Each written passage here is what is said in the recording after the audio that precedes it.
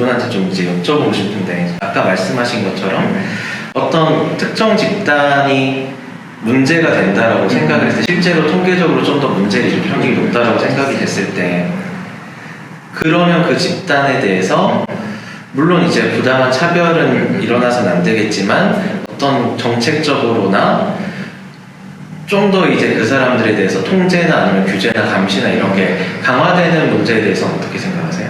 어쨌든 확률적으로 그 집단이 많이 일으켰다라는 결과를 보고 그 집단에 대해서 바로 뭔가 제재 조치를 더 강화하는 게 표면적으로는 효율적일 수 있지만 그렇게 해서 장기적으로 그게 나아지지 않는다면 그거 자체가 비효율적인 것 같아요. 그래서 사실은 원인이 뭔지에 대해서 일단은 좀 집중을 하는 게 필요하고, 원인이라면 사실 그 집단만 있는 게 아니라 사회 구조나 전체 문제일 수도 있을 건데, 예를 들면 지금 사실 그 블랙 라이브스 매터 그 문제가 발발된 원인도 그 과아 반응을 일으킨 어떤 거기에서 그게 사고로 이어진 거라고 생각을 하거든요. 그래서 뭐 그런 사건이 있었어요.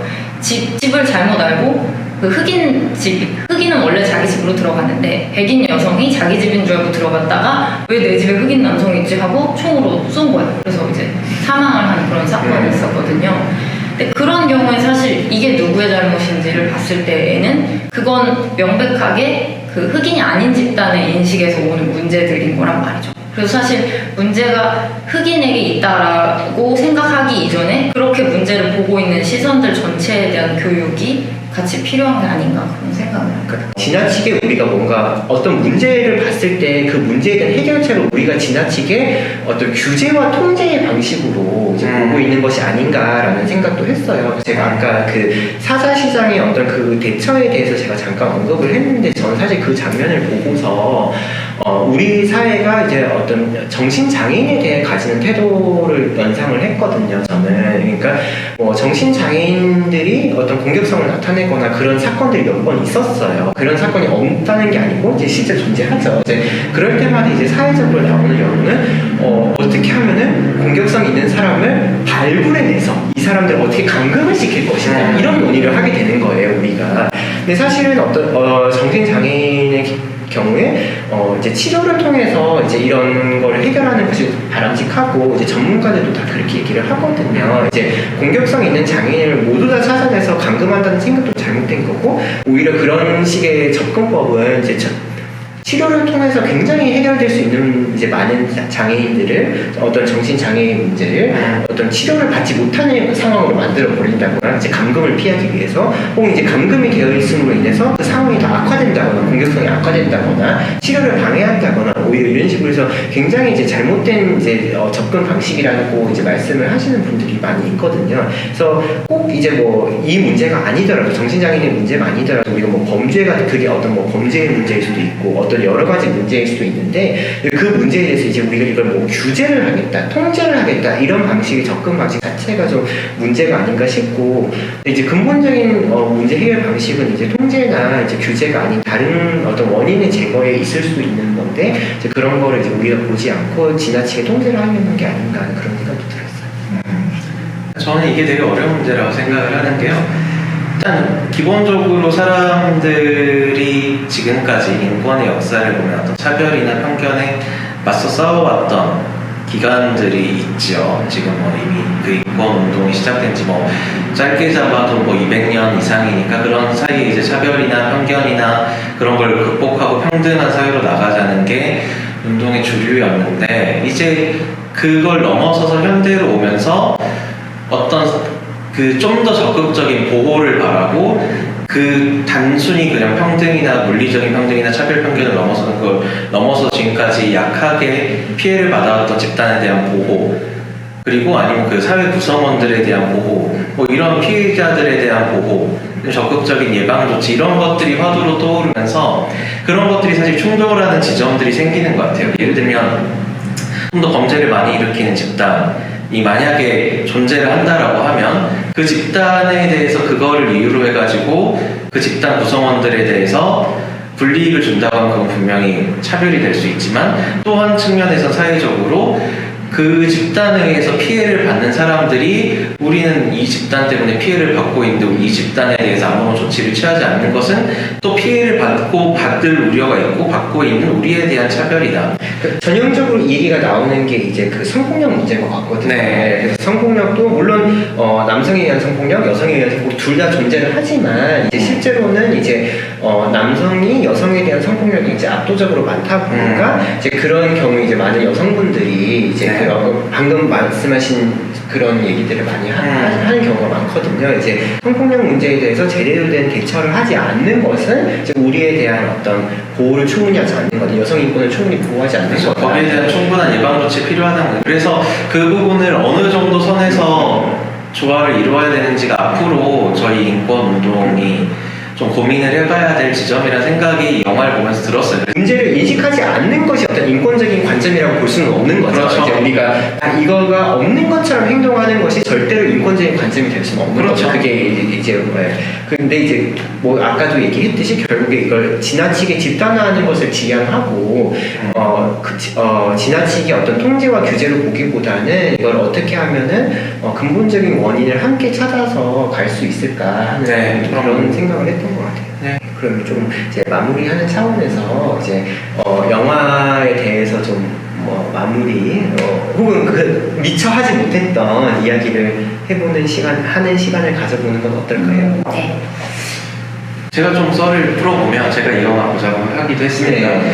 이 영화에 아까 제가 아까 잠깐 얘기했던 것처럼 스테레오타입이 있고 그 스테레오타입을 깨는 장면들이 계속 나와요. 네. 예를 들면 초반에 등장했던 애들부터 얘기를 해볼게요. 기디온 그레이라는 그 여우가 있어요. 주디 홉스를 처음에 때렸던 걔는 이제 그 당시에는 되게 나쁜 포식자처럼 그려지지만 나중에 보니까 최고의 제빵사가 돼 있고 그 당시에는 내가 질풍노도의 시기여서 그랬던 것이다 라는 얘기를 하고요. 그 다음에 오피스 클럽하우저라는 치타가 거기서 보면 민원 상담을 하고 있는데 그 치타는 도넛을 너무 좋아해가지고 살이 엄청 쪄서 치타라고 하면 우리가 누구나 엄청 달리기가 빠르고 민첩하다 생각하지만 아주 굼뜨고 귀여운 캐릭터죠. 그 다음에 나무늘보로 나온 플래시, 이름부터 플래시예요. 나무늘보인데 네.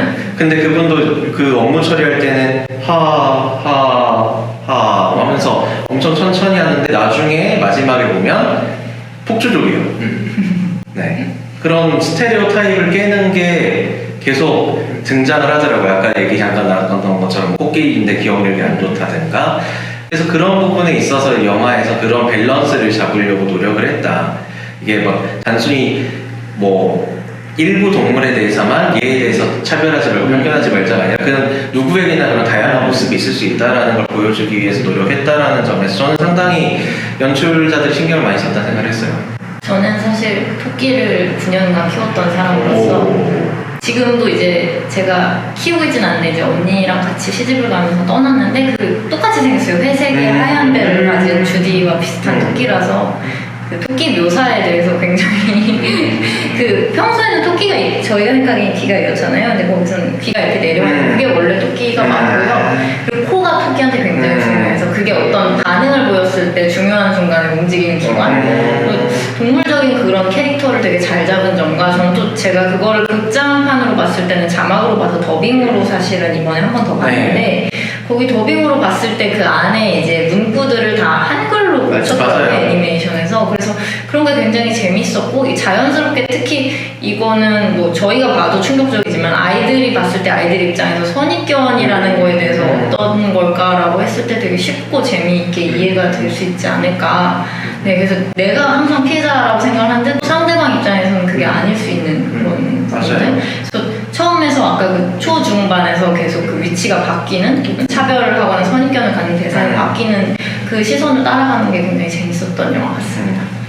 동물을 이제 컨셉으로 잡은 게 이 다양성을 보여줄 수 있었던 것 같아요. 왜냐면은 동물은 단순히 이제 뭐 두 종류, 세 종류가 있는 것이 아니잖아요. 정말 다양한 종류가 있는 거잖아요. 그러니까 동물을 이제 캐릭터로 잡게 되니까 정말 여러 가지 다양한 집단들, 그리고 그 집단들이 이제 가지고 있는 이제 다른 그 집단들에 대한 어떤 특성들, 이런 거를 이제 좀 활용할 수 있었던 것 같아서 그걸 통해서 자연스럽게 이제 자연스럽게 다양성이라던가, 근데 그 집단 내에서도 또 이제 그 말씀하신 것처럼 치타가 빠르지 않을 수 있다라던가 어떤 다양성이 있고 집단적 특성이 있는데 또 그 특성대로만 가지는 않는 어떤 그런 현상들을 좀 잘 보여줄 수 있어서 이 동물이라는 컨셉이 굉장히 잘 선정이 됐다라고 생각을 하고, 동물이 이제 동물 컨셉의 또 장점 중에 하나가 어쨌거나 귀엽잖아요. 그래서 저는 닉 와일드를 너무 귀엽게 봤거든요. 사실 개인적으로. 닉 와일드 촬영에서 되게 섹시하다고. 닉 와일드 너무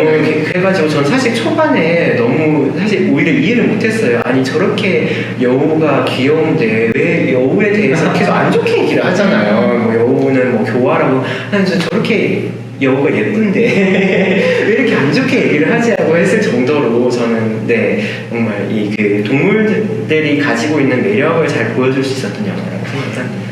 그러니까 사실 이게 진짜 현대사회에 대한 노화죠. 아까 신명 선생님 말씀하신 것처럼 주토피아라는 게 되게 완벽한 사회, 우리가 뭔가 그 오랜 몽매한 시간에서 벗어나서 이룩한 뭔가 이성의 금자탑같이 처음에 보자는 실제로는 엄청난 문제가 많고 아직도 불합리한 점이 많고 차별도 있고 편견도 있고 서로 간의 불화도 있는, 그게 사실은 우리가 현대사회에 대해서 가지는 어떤 환상과 현실과 비슷한 측면이 있죠. 그런 것 같아요.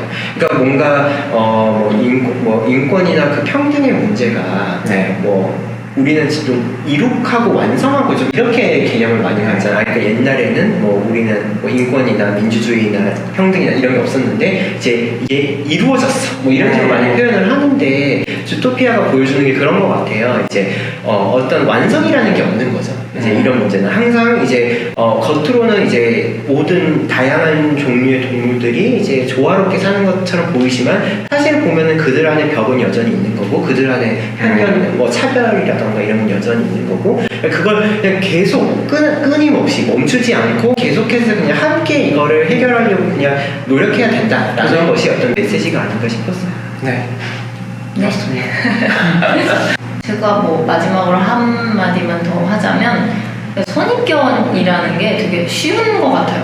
그게 어떻게 보면 그냥 내가 생각하기 단순하고 쉬우니까 그렇게 생각해버리자가 많았던 것 같은데, 내가 뭔가 나와 다른 어떤 상황이나 다른 사람을 만났을 때 좀 그런 부분에 대해서 생각을 하게 해보는 영화였던 것 같습니다. 네. 좋은 말씀.